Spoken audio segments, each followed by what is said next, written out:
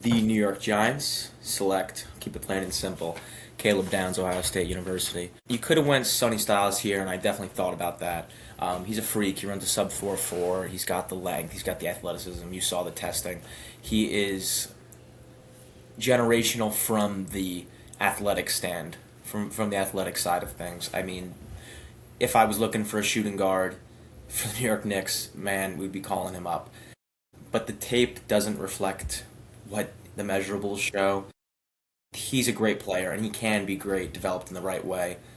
But some of the intangibles with his tackling, with his breakdowns, he plays in it's the curse of the gifted. He's so gifted that he doesn't have the exact tackling intangibles and the wrap up intangibles.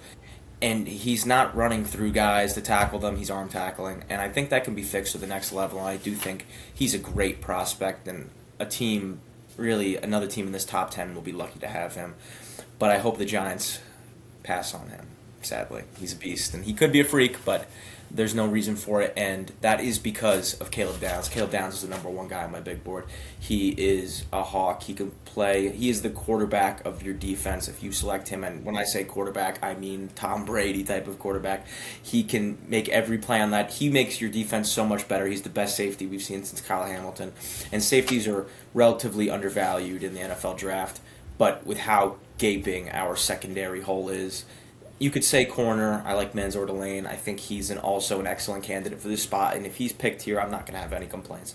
However, if you want to shore up that secondary, the first spot is going to be the middle of that back secondary, and it's just going to trickle down. It's those trickle down economics, and yeah, maybe they don't exist in America as we know it, but they do exist on the football field, especially when John Harbaugh is your head coach and hopefully running the defense next year.